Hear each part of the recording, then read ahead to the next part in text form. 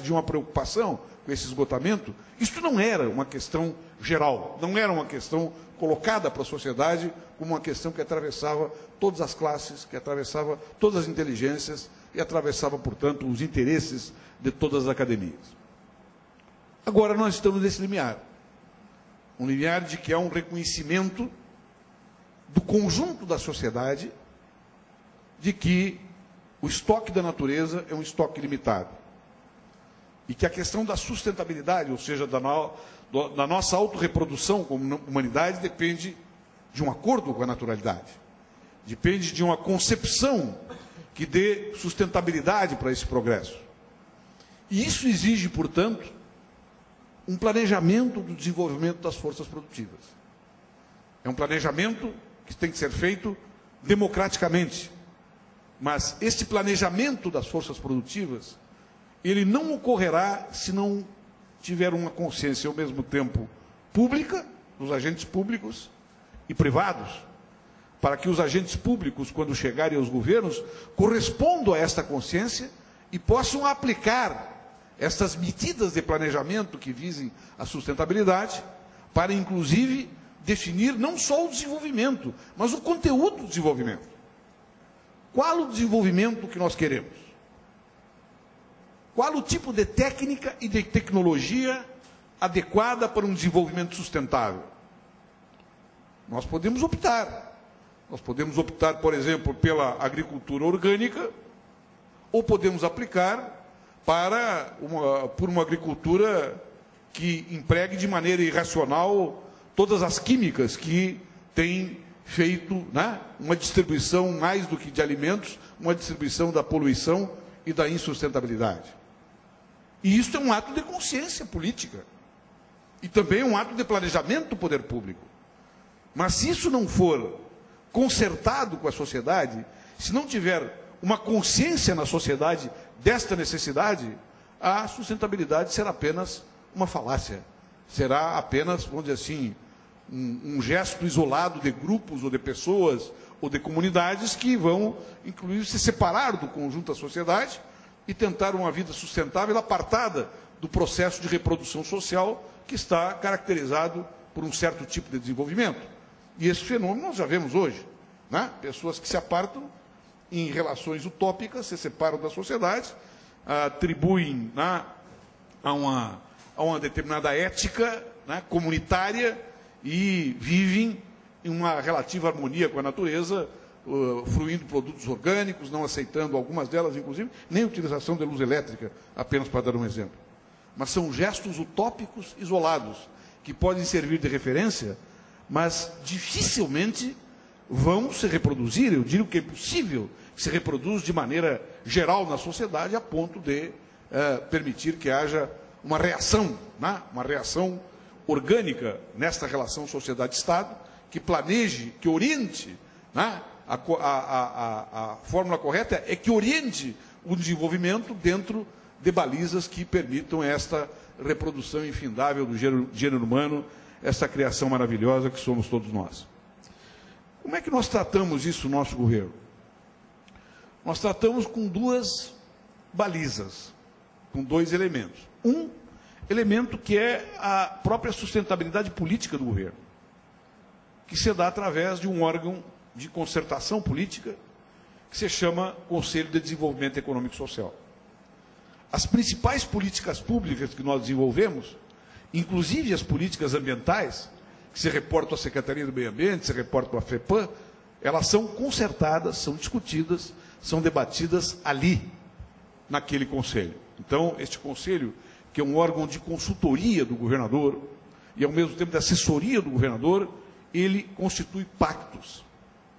Mas, embora seja um órgão de sustentabilidade política, é necessário dizer que os principais pactos que são ali realizados são ainda pactos produtivistas, que têm, né, ainda, né, este impulso, eu diria, espontâneo de uma exploração infinita da natureza, como se as reservas da natureza fossem infindáveis.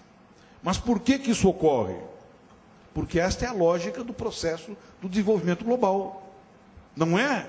A lógica não foi invertida ainda. Esta lógica é uma lógica que integra, por assim dizer, a ética pública dos países que comandam a economia global. Tanto é verdade que os países europeus, por exemplo, que já depredaram a natureza e já reconstruíram, tanto é verdade que os Estados Unidos, por exemplo, que é o maior emissor, né, de CO2, não tem nenhuma preocupação com isso, não aceita, inclusive, né, ou aceita com relutância e com muita redução de expectativas, por exemplo, o combate à destruição da camada de ozônio. Né? Este tipo de postura é o que comanda ainda, portanto, né, indiretamente, mas recorrentemente, a própria gestão pública. Este ato de consciência fundante, não de um novo modo de produção, mas de uma nova relação homem-natureza, humanidade-natureza, é o que pode reverter essa situação. E esta reversão é uma decisão eminentemente política, no sentido mais amplo e mais nobre que tem esta palavra. Os experimentos, os movimentos que nós estamos fazendo para começar a insinuar um projeto de sustentabilidade aqui no nosso Estado passa por uma série de experiências.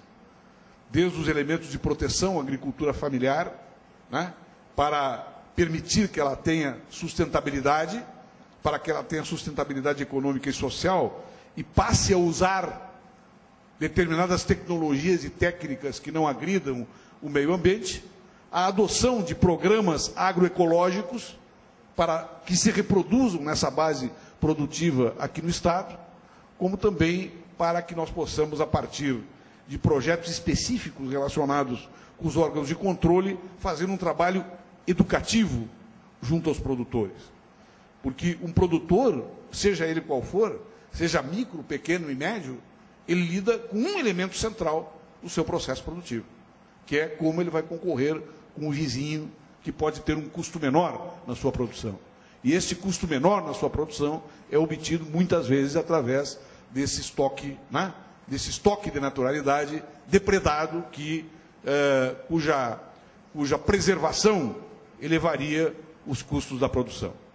Então, sustentabilidade política, sustentabilidade ambiental e constituição de um pacto político e social que possa organizar, que possa interferir, que possa orientar o processo de desenvolvimento de tal modo que haja uma nova relação harmoniosa, pensada e projetada pelo ser humano, que faça com que o modelo de desenvolvimento saia dessa espontaneidade predatória que caracterizou, lamentavelmente, a nossa história até hoje. Muito obrigado pela atenção de vocês.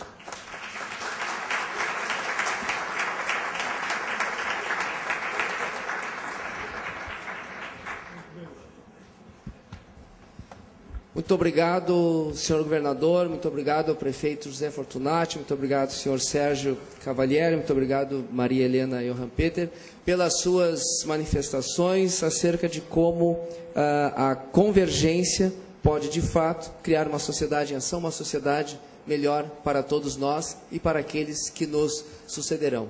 Muito obrigado a todos, eu sei que alguns convidados têm agenda agora, então encerramos esse painel. Obrigado.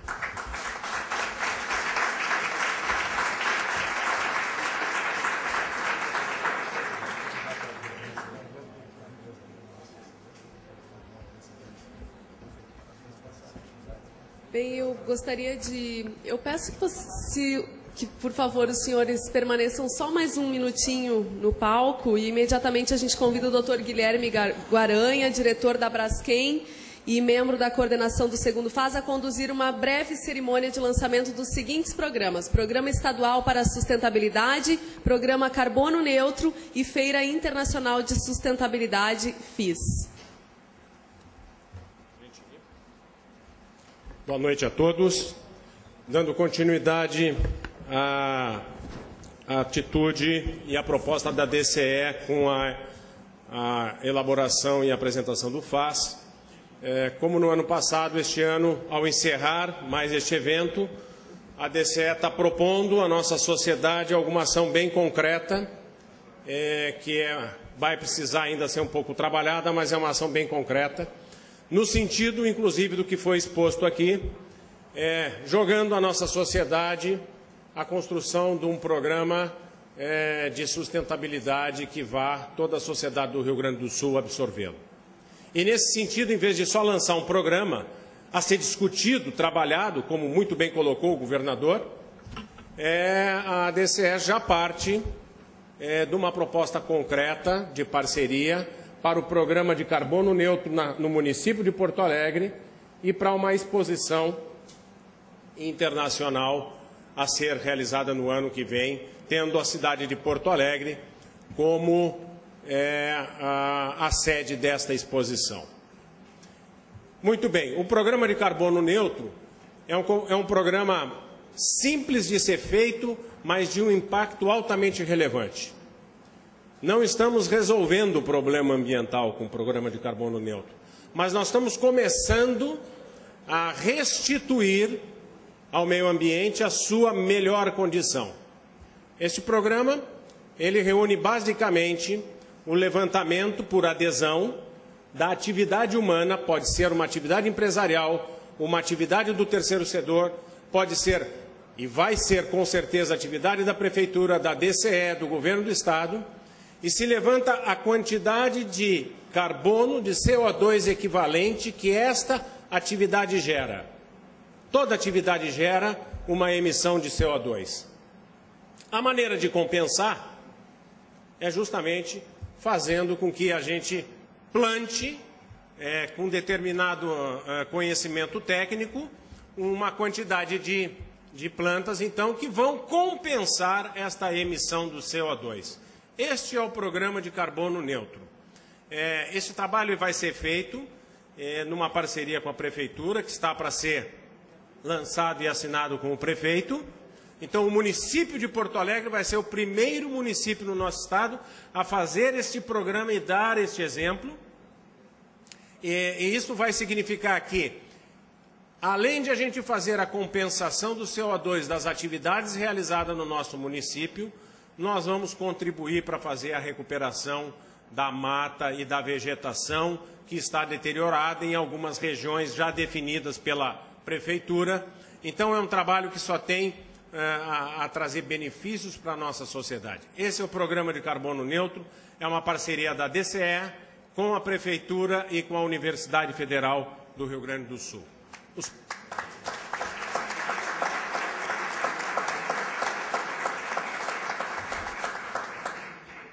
O segundo lançamento, bom, este programa será então objeto de uma comissão mista organizada por esses três parceiros que vão fazer e convidar os demais agentes da nossa sociedade, o terceiro setor, e aqui já aproveito para convidar os parceiros voluntários para fazer parte desta comissão, para regulamentar então o programa Carbono Neutro.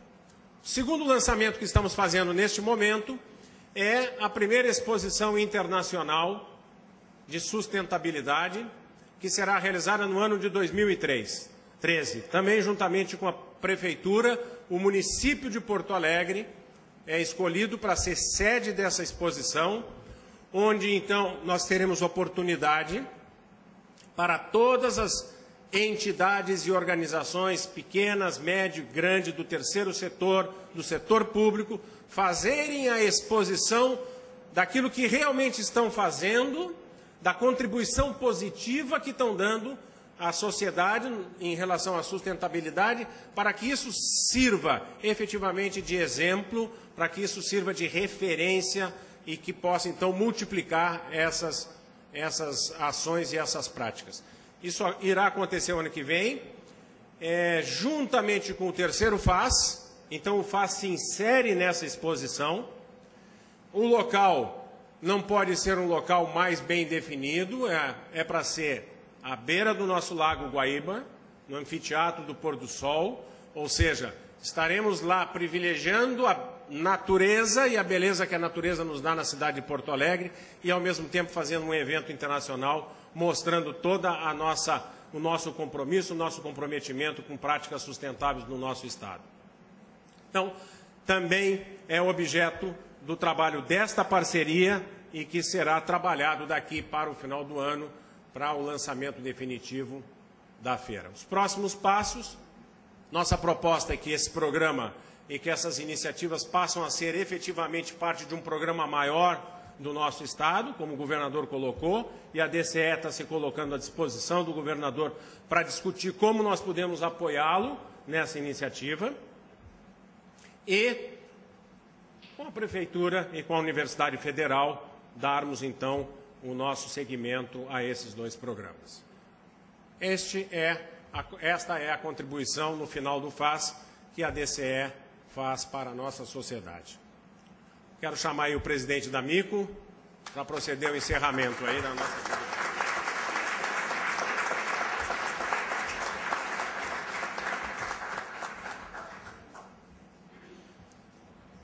Eu quero agradecer ao meu querido amigo Tarso, que temos uma história em comum muito antiga e que me privilegia muito a sua amizade.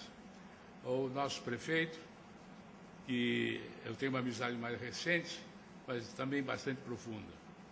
A senhora Maria Helena, que eu não privo muito da sua amizade, mas o seu esposo foi meu colega de faculdade. Então, por osmose, nós também somos amigos.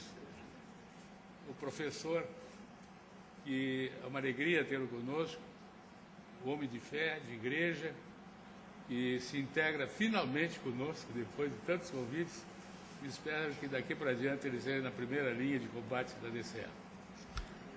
E o meu irmão, Sérgio Cavalieri. Não preciso dizer mais nada.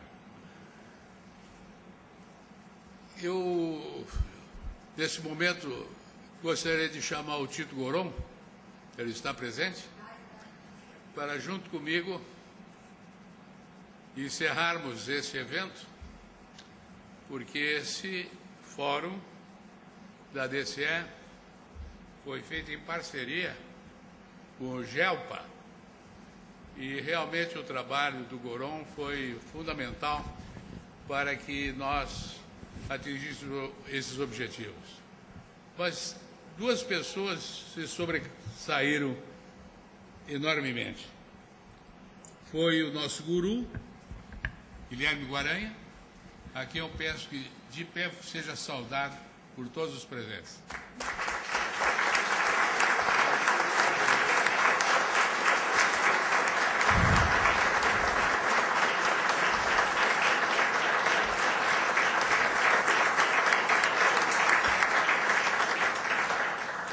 E o grande condottiere dessa jornada, Juarez Pereira. Onde é que está o Juarez? Aí. Sem o trabalho do Juarez, não teríamos o êxito que nós temos. Só posso dizer, Deus te abençoe e te guarde, para que o ano que vem tu trabalhe o dobro. Enfim, sem muita formalidade, eu sei que as autoridades têm agenda, tem outro. Vamos, de pé agora, saudar a República Piratini.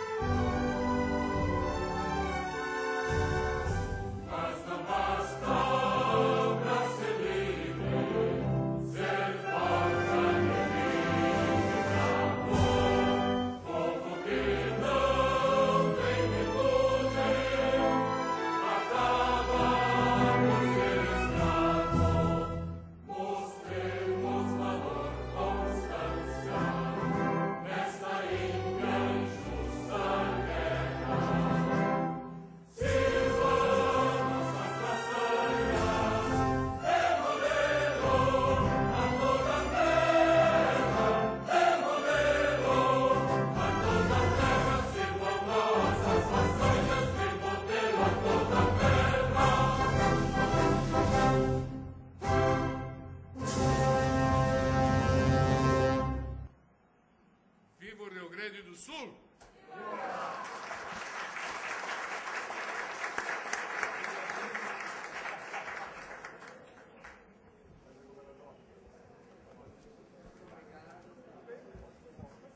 A gente agradece a presença e a participação de todos neste segundo fórum ADCE para a sustentabilidade. Obrigada a todos e até o ano que vem.